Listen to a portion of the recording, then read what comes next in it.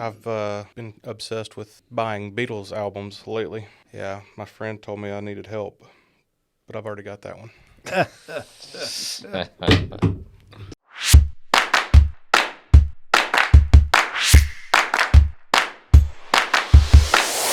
All right. Well, whenever I was reading this article, that I believe Boomer, you're the one that has sent this out to everybody.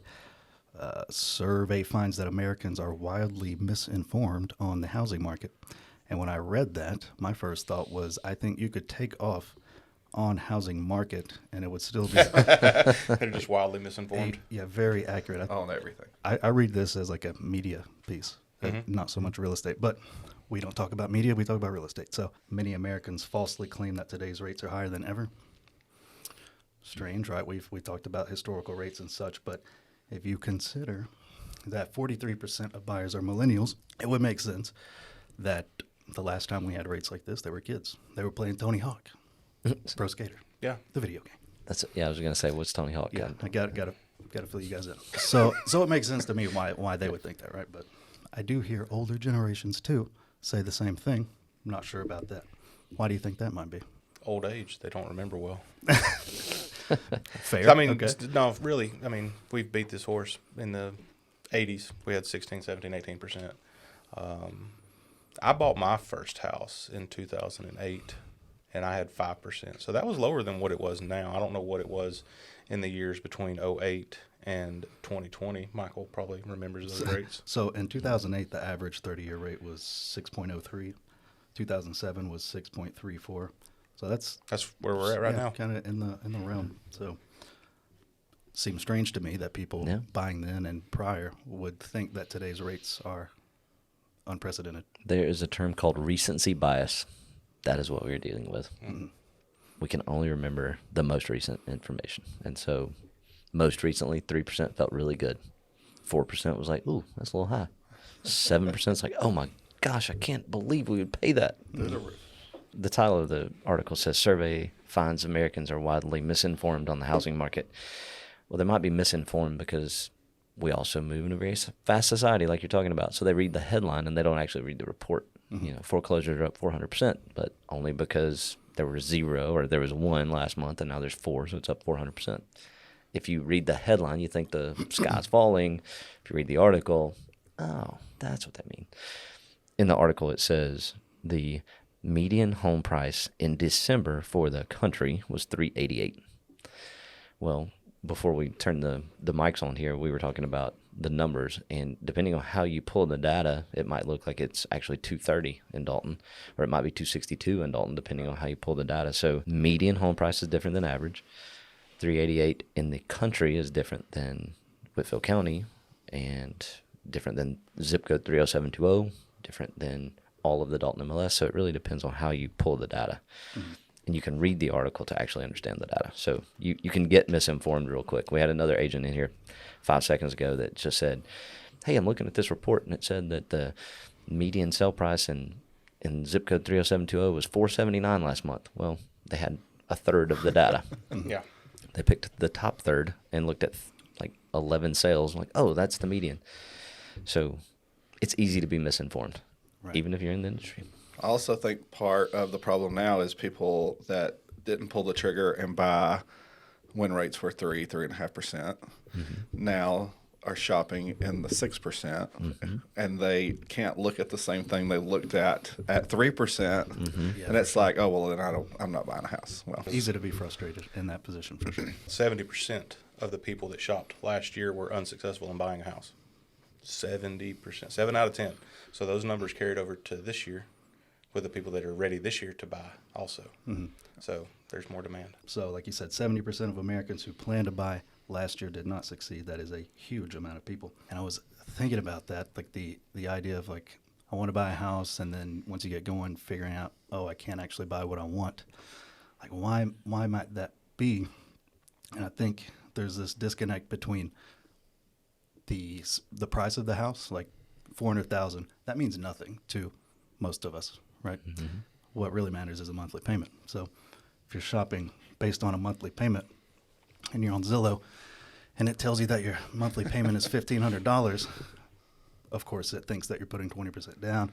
it thinks all the best things, then you get looking and really No taxes or insurance. Yeah, no taxes or insurance. And then once you figure out, oh, it's actually like $2,200 for me, that's probably it's got to be a big factor. That difference of $700 a month is whether or not you can afford the lights or your car payment or whatever it might be. So I would love to see a home search site where somehow it's like integrated with your whatever your pre-qualification is, and it gives you real numbers. That'd be great. Or it Does just that doesn't exist? assume the absolute best case scenario. Yeah. Or you just find a real estate agent and talk to them and their lender. What would be the hack for that, Boomer? Would it be finding a good agent that might know a good lender that can Maybe- put all that together? Maybe a local that's not, nationwide lender, agent and lender. There you go.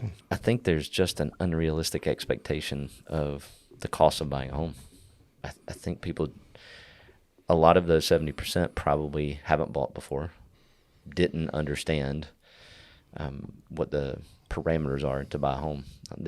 There's a thing called debt to income ratio that comes into play. You can't spend all of your money on the mortgage payment. And you also need to actually document how much you make. If you're a waiter and you get paid $2.13 an hour and you claim $8 an hour on your tips, well, then you're past the threshold that the government really cares about. You got to make at least minimum wage. So you've claimed enough tips, but you didn't claim all of your tips. And so now, while you actually do have the money to buy a house because you pay your rent on time, all that's good, you don't look on paper like you have enough. And so when that number says they plan to buy a home, they probably wanted to, but then they realize, oh, I need to claim everything in order to prove that I can afford this payment. Obviously, they can because they're not late on their rent, but the government doesn't look at it that way. Fannie Mae and Freddie Mac want to see it on the tax return. Right. Yeah, I can think of 2 instances in the past month where someone has voiced frustration that their whatever side income thing can't be used, and that would have been the difference maker. And there are some loans out there, again, talk to Hannah if you got questions, but there are some loans out there that allow you to count income that comes in through Venmo or straight to your bank statement. But the problem is Zillow doesn't factor that in either. So that interest rate goes up Higher because rate. you're more risky, right?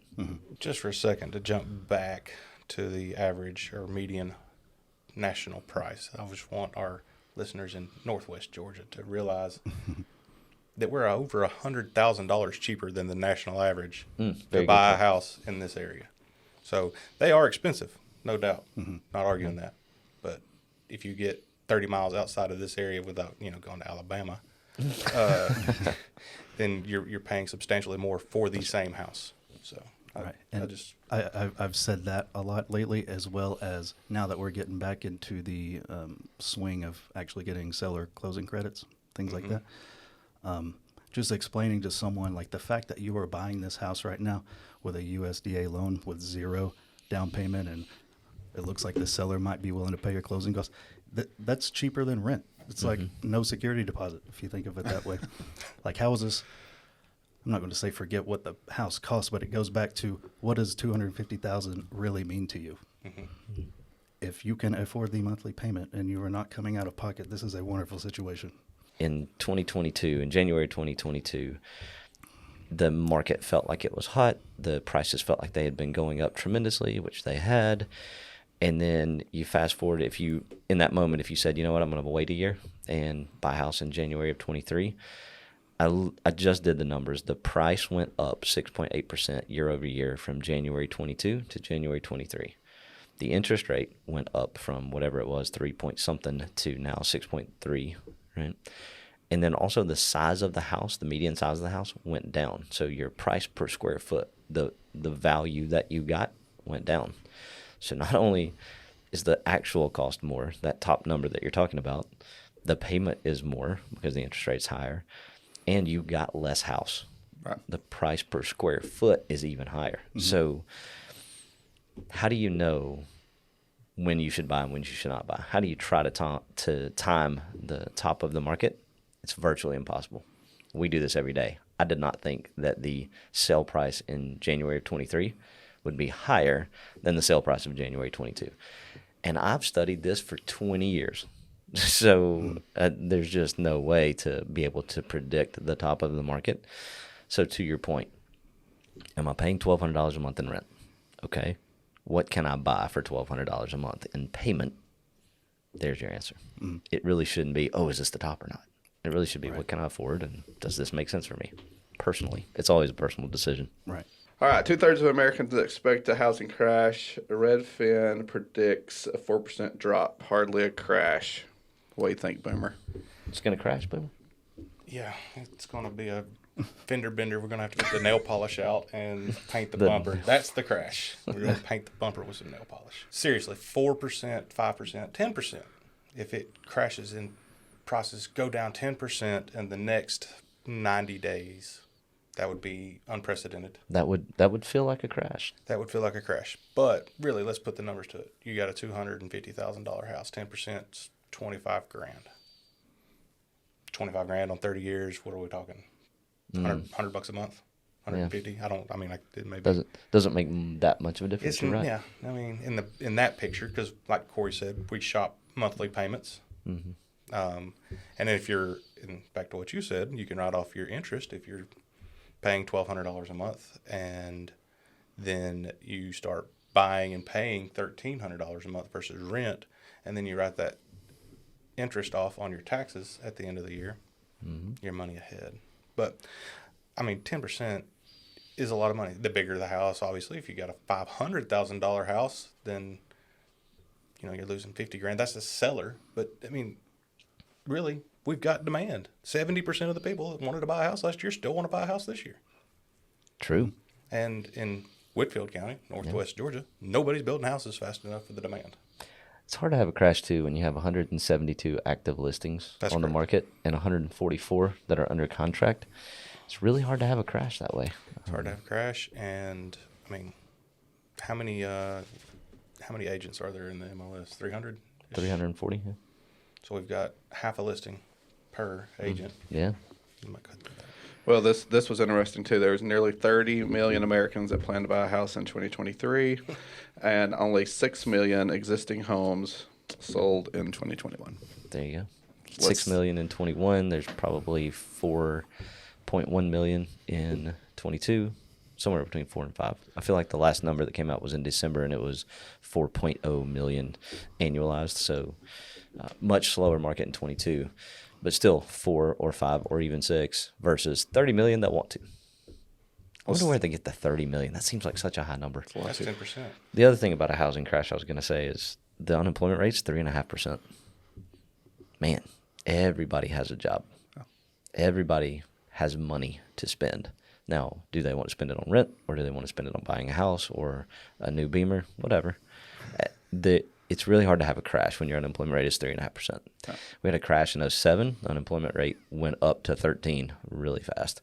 But it was still 6 or 7 at the very beginning when everybody thought it was still a great market. So we're half of that now. I mean, it's just insane how strong the labor market is. So I don't think you can have a crash without having a significant change in the labor market. At the bottom of number 4 there, Carl put the question, what publications or sites can Americans rely on to get expert predictions about the market? SellingNorthGeorgia.com Yeah. /podcast. Aside from the Selling North Georgia podcast, where you get all the greatest information. That's right. Maybe I'm just overly pessimistic. I just don't want to really trust much of what is written. It's always like I feel we are just so much in a click me sort of world that I don't know. Yeah, those headlines that Where do you get your information? Experience. Where do you go to find the median sale price in Whitfield County? So I don't so much. I read some publications, but I think what you're getting at is my experience, the data that is in the MLS to draw my own conclusions, That's right. and then talking to other folks in the field, lenders and such. Yeah, that's right. I mean, where do you get the information about expert predictions? It's one thing to predict, but it's another thing to look at real-time data. And so if you know an appraiser, talk to an appraiser. If you know a real estate agent, talk to a real estate agent. If you know a lender, talk to a lender. But don't trust any of those one in particular. Somebody asked me the other day to give a prediction on what the value of this home would be if we sold it 3 months from now. So Where's the crystal ball? that's pretty tough, but I will say that if you ask an appraiser, they're going to look back at the last 6 months and maybe even the last 12 months, which might be data that's not all that trustworthy if it was 12 months ago and the interest rate was 3.125 and there were 100 transactions happening that month. Well, in January, there were 66 or 65 transactions that happened. So there's less transactions, there's less activity, there's a less chance that you're going to find an exact match of this house that we're trying to figure out what it's going to sell for 3 months from now. But an appraiser has, based on the guidelines, they have to look backwards, right? They can every now and then use a house that might be pending. But what we do as agents, we look at backwards data. So we find out what the last 6 months looks like. We look at the pending data. We have that in the MLS that we can look at. We can say, okay, well, here's what's happening in the moment. This is what it was listed at. It's under contract. It might be less than that. If it's been on the market 80 days, it's probably less than that, right? If it's been on the market 8 minutes, it's probably more than that. But then we also can look at the active listings and say, okay, well, we're skating to where the puck is going, right? These are the active listings. Here's what you're competing against. So you know how to price the house based on what's active, what's pending, and what's happened already. You kind of put all that together and see the trend, and then you can kind of give an idea of where it's going to be 3 months from now. Where it's going to be 3 years from now, who knows? But that's what it comes down to. When you look for publications or sites, talk to the people in the business. Mm-hmm. That's a really good way to understand it. And talk to more than one, right? I may have an opinion. You may have a different opinion.